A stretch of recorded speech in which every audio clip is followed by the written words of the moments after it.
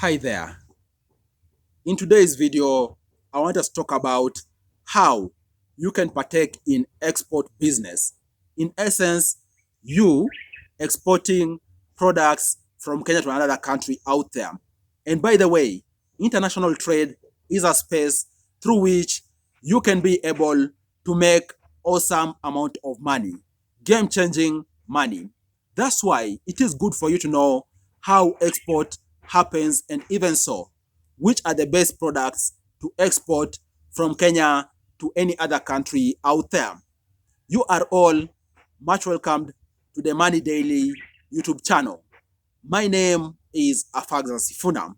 And by the way, if you are new here and you like the kind of content I make around personal finance, investing, and also going out there to show you different real estate property, to talk to business people, kindly consider subscribing to this channel. Down below there is a button called subscribe. Click the button, subscribe, join the family. And also, you still add it, consider dropping a like on this video. Thank you for subscribing and also liking this video. It is quite interesting how a good number of people out there think that export is a mystery. Guys, export is not a mystery. And I'm saying so because even in Kenya, for example, the government of Kenya has a web page which is called infotradekenya.go.ke, which is essentially the trade info portal for the country. And even so, this information I'm sharing with you in this video is actually detailed in that particular platform too, which is a guide for everyone out there who's budding to do export, import, anything trade related to the country, for them to know. And with that, here are the 7 key steps which you need to know for you to be able to partake and more so benefit in export business in the realm of international trade. The very first step, which actually should have been obvious for any Israel business out there, is that you need to register as a company. It is important for you to register as a company for you to be able to partake in international trade. And I'm saying so because regulatory bodies in the country, different licensing bodies in the country are going to require for you to be a company for you to partake in international trade. So register as a company. In essence, you're going to have KRA PIN, you're going to have NHIF, NSSF, you name it. All the documentations which come with someone registering their entity as a company in Kenya. And for that, it's going to cost you a range of about 12k Kenya shillings for you to register as a company. In essence, equivalent of an LLP in Kenya. In case you, for example, engaging services of an attorney, maybe it could cost you more than 12k. And then the second step is you opening a bank account. And of course, it is a bank account with commercial banks, those banks which are regulated by the Central Bank of Kenya. Not you opening a SACCO account or any other account out there. It is you opening commercial bank account, the kind of accounts which are regulated and overseen by the Central Bank of Kenya, and also those accounts through which people internationally can be able to wire funds to you. And then the third step is you obtaining product specific licenses, registrations, permits, you name it. And I'm saying so because for you to be able to partake in international trade, you need to have pre-registration, actual registration, you have licenses, and even so permits or certificates for different bodies out there for different checks. So ensure, depending on the mode of product you're trading in, you partaking in, you have the relevant registrations, relevant licenses, and even so permits which can assist you partake in export business with ease. And of course, those are just the overall requirements for you to be able to partake in export business. Now I'm going to delve into the actual requirements, assuming you are actually in the process of exporting something out of Kenya. Step number 4 is you now obtaining sales contract from the buyer. What do I mean?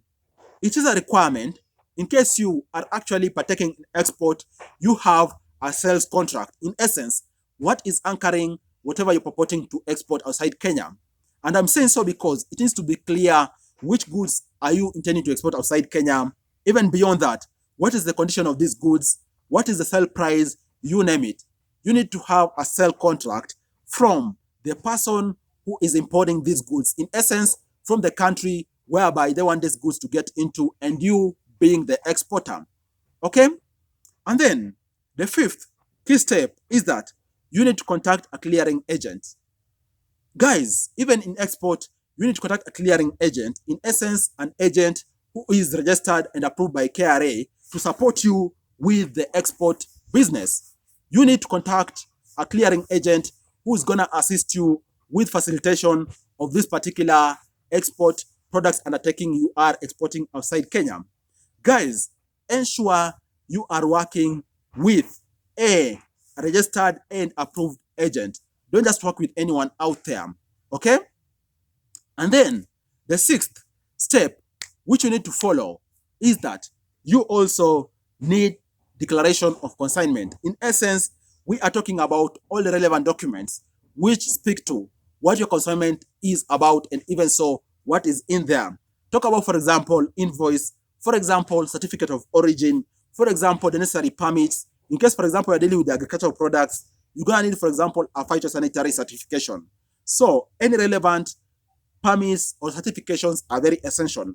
And even beyond that, also any relevant licenses, more so for those regulated goods. You need to have all this in your bunch of declaration so that it is very clear what you are exporting. And then, of course, the seventh step, which actually is anchored on the key bodies in the country, is you having and following the KRA processes when it comes to actual exporting. Because ultimately, you need to have the certificate of export, in essence, issued by KRA at the point of exporting. Having said that, which are the best products or goods for you to export out of Kenya? As I've told you guys, Kenya is a very rich country and has a lot to offer, more so on different product areas.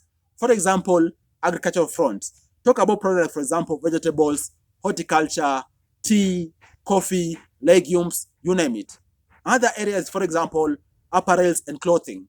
Also, Kenya is doing pretty good in this front. And guys, a third key area which you could look to jump into on export is issues around manufacturing and you taking out their refined products. Of course, for the third area, you're going to need more and more approvals, pre-registrations for you to get something on board. But for the first two areas, guys, it could be easy for you. More so if we're talking about you intending to partake in international trade. And I'm saying so because international trade, guys, is a space which is very massive. In case you get a good entry point, be sure you can be able to partake in international trade in a very good scale.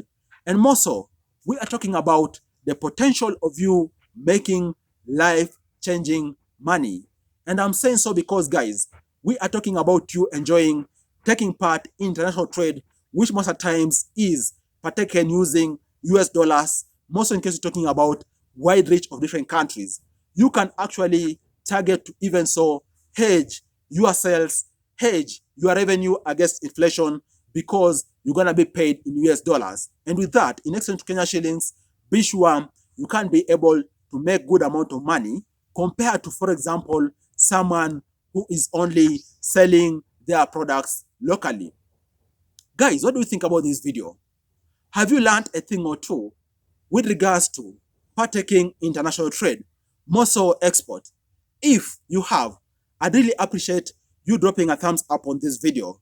Like this video, because when you like it, I'm going to know that actually many more people out there are really interested about this content. And even so, I'm going to make a whole video around imports and even so other possible target markets out there. Cheers, guys, and I look forward to share with you other awesome videos next time. Bye-bye, and you all stay safe.